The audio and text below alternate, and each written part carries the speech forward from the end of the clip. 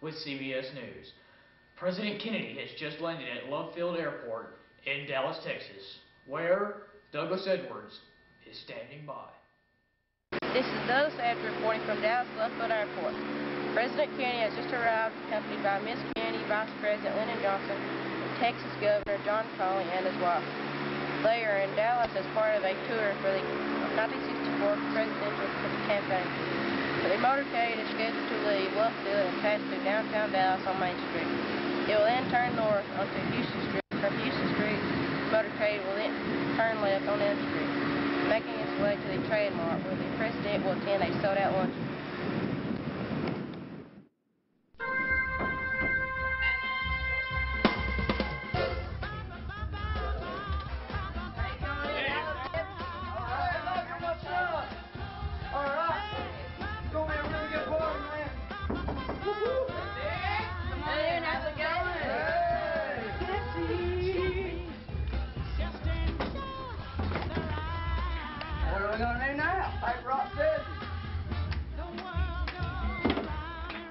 I said paper. I said rock.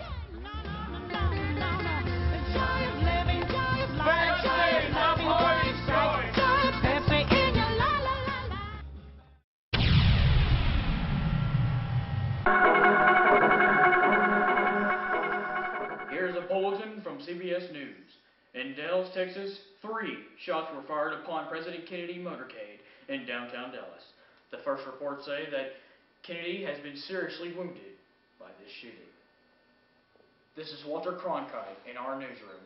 And there has been an attempt, and perhaps you know now, on the life of President Kennedy. He was wounded in an automobile driving from Dallas Airport into downtown Dallas, along with Governor Connally of Texas.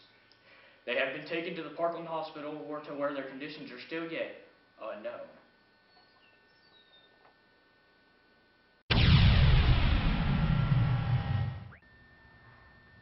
Wait a minute. We have David Brinkley standing by at Parkland Hospital.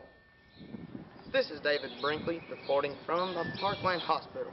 We're located just outside the emergency room where President Kennedy and Texas Governor John Connally has been rushed in with reported gunshot wounds. The First Lady was seen weeping as she joined him in the hospital. First reports are that the President is still alive, but still in very critical conditions. A neurosurgeon and 2 priests were also seen entering the room. After the shooting incident, of course, pandemonium broke out. The Secret Service men, well trained in their jobs, immediately began fanning out into the crowd, looking for the assassin. They spread a giant dragnet to around the city of Dallas, and they say they are searching for a white man, about 30, of slender build, weighing about 165 pounds. They say he apparently shot the president with a 30 by 30 rifle. Dan Rather, standing at the Texas Book Depository, where reported shots had come from.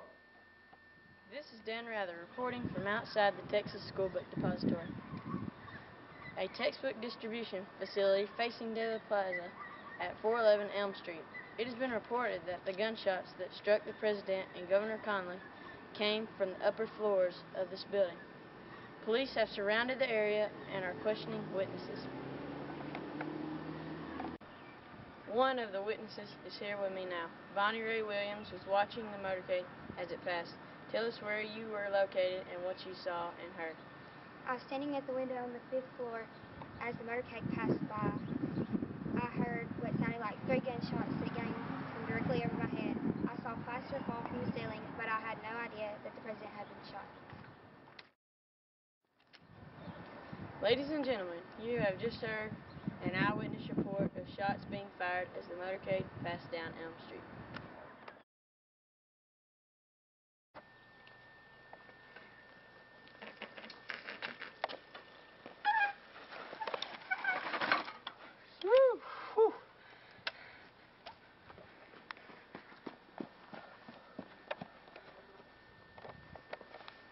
Let's go.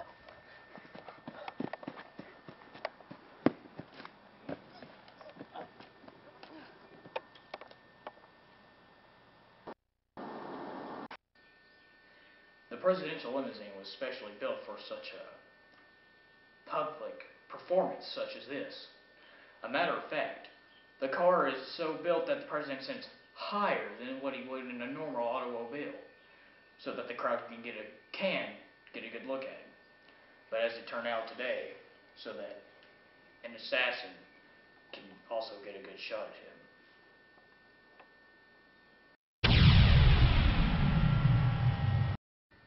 Admiral George Berkeley, the White House physician, rushed into the emergency room, and 2 priests were also called into the room. From Dallas, Texas, the flash apparently official. President Kennedy died at 1 p.m. Central Standard Time.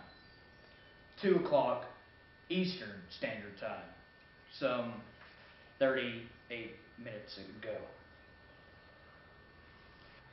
Vice President Johnson has left the hospital and presumably will be taking the Oval Office shortly.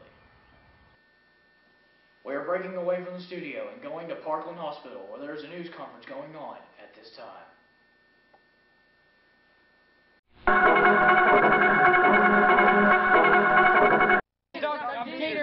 Dr. Jenkins, where was the president shot? He was shot in the back of the neck that etched out through his Adam's apple and on the top of the forehead. Dr. Peters! What was the fatal shot? Dr. George Berkeley, the president's personal physician, arrived at the Parkland emergency room where the president was located 5 minutes after the president arrived. Dr. Berkeley observed both the head wound and the wound to the back of the president and determined the head wound was the cause of death. Dr. Berkeley signed President Kennedy's death certificate. Dr. Peters! What time did the president die? At 1 o'clock Central Standard Time, after all heart activity had ceased and after a priest administered the last rites, the president was pronounced dead. Dr. Peters! What about Governor Conley? Governor Conley was soon taken to emergency surgery when he underwent 2 operations.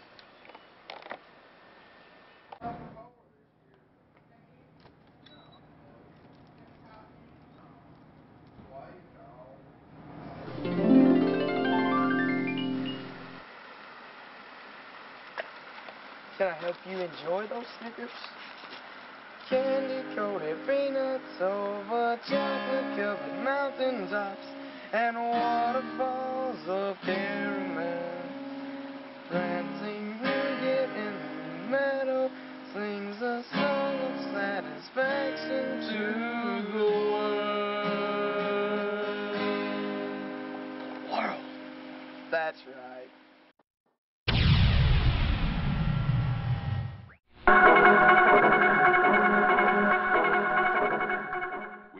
This is Walter Cronkite of CBS News. Moments ago, authorities took a young white man into custody from Texas Theater. They took him to the Dallas County Jail.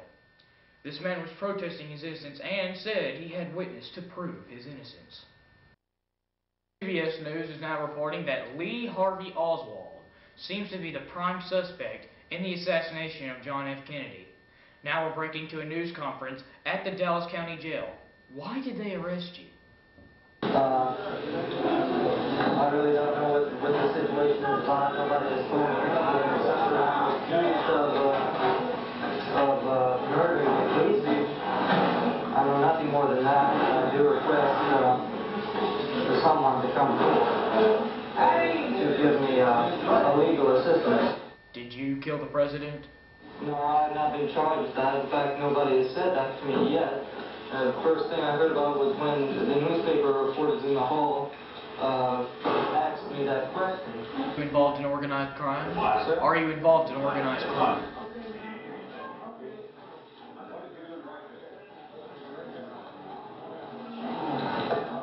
What happened to your head? A policeman hit me. That's the way it was. On this Friday, November 22nd, 1963. A sad day for America.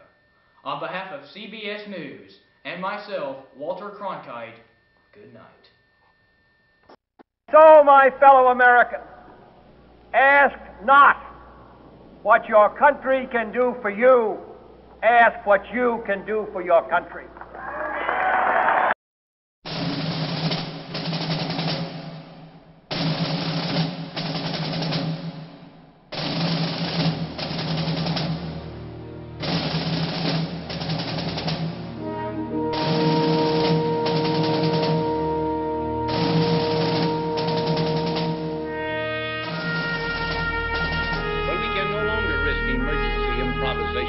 of national defense.